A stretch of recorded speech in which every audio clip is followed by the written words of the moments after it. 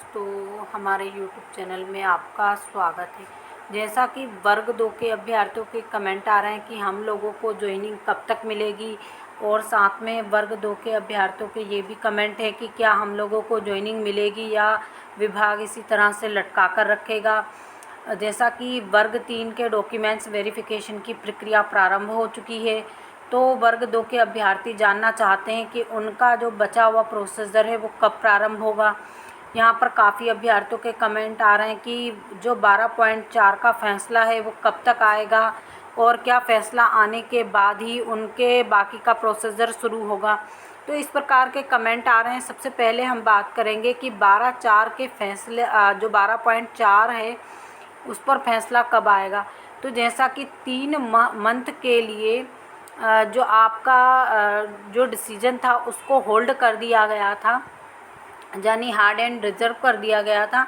तो देखिए, आप फरवरी मार्च 2 माह हो चुके हैं और 10 तारीख को इसको होल्ड किया गया था, तो इसी 10 तारीख को इसको 2 माह फिक्स हो जाएंगे।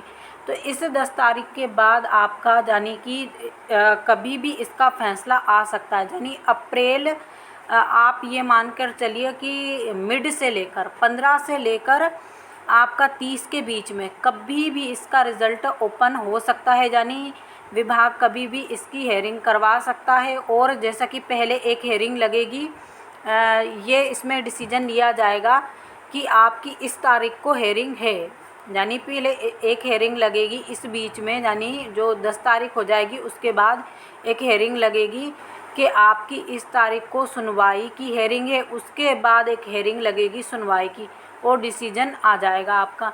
तो यानी आप ये मानकर चलिए कि तीसरा मंथ शुरू, यानी 3 मंथ के लिए किया जाता है, तो कहीं ना कहीं ये अप्रैल लास्ट तक जाएगा इसका प्रोसीजर।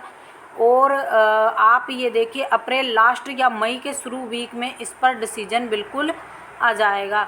तो देखिए, 3 माह के लिए हार्ड एंड रिजर्व किया जाता है, लेकिन 3 मंथ पूरे होने से पहले ही विभाग हो सकता है हाई कोर्ट इस पर फैसला दे दे। क्योंकि आपने देखा होगा, जो नर्सिंग का एक केस चला था, जो नर्स बनने के लिए एक केस चला था, उसमें भी इसी प्रकार से 3 मंथ के लिए हार्ड एंड रिजर्व किया गया था, लेकिन 3 मंथ से पहले ही उस यानी पूरे 3 मंथ नहीं हुए थे उससे पहले ही फैसला दे दिया था। तो वैसे भी तीसरा मंथ लग जाएगा आप लोगों को इसी माह में और 10 तारीख को। तो यानी आप ये मानकर चलिए कि लास्ट इस मंथ के लास्ट में इस पर फैसला बिल्कुल आ जाएगा। अगर फैसला नहीं भी आता है, पहली बात तो फैसला ही आ जाएगा। अगर फैसला नहीं आता तो फिर मई में तो इस पर 100%, क्योंकि एक हेयरिंग लगेगी आपकी इसमें जो ये तय करने के लिए कि इसकी सुनवाई, यानी इसके डिसीजन की सुनवाई कब रखना है। तो उसमें सभी वकीलों को आना है और उसके बाद वो सिग्नेचर वगैरह करेंगे और उसके बाद ही सुनवाई की तारीख मतलब वो विभाग हाई कोर्ट बताएगा। तो इसीलिए आप अभी ये आपका तीसरा मंथ लग चुका है और तीसरे मंथ में इस पर फैसला आना तय है। तो दूसरी बात यहाँ पर ये भी उठती है कि क्या इसके बाद आपको अगर 3 मंथ नहीं भी पूरे होते तो क्या विभाग प्रोसीजर शुरू करेगा। तो विभाग अभी प्रोसीजर नहीं शुरू करेगा वर्ग 2 के लिए। जब तक इस पर फैसला नहीं आएगा तब तक विभाग इस पर कोई भी प्रोसीजर आगे नहीं करेगा।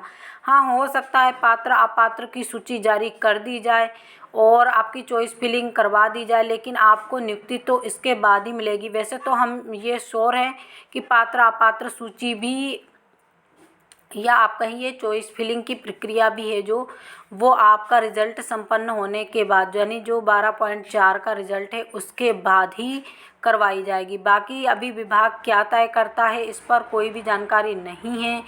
जैसे ही कोई जानकारी आती है और जैसे ही हम DPI जाएंगे या फिर कहीं से भी जानकारी निकल कर आएगी तो हम आपके साथ साझा ज़रूर करेंगे। इसी प्रकार की जानकारी के लिए हमारे साथ जुड़े रहिए। जो लोग हमारे चैनल पर पहली बार विजिट कर रहे हैं, प्लीज़ चैनल को भी सब्सक्राइब कर लीजिए। लेकिन विभाग को हमारा मानना है कि पात्र अपात्र की सूची जारी कर देना चाहिए।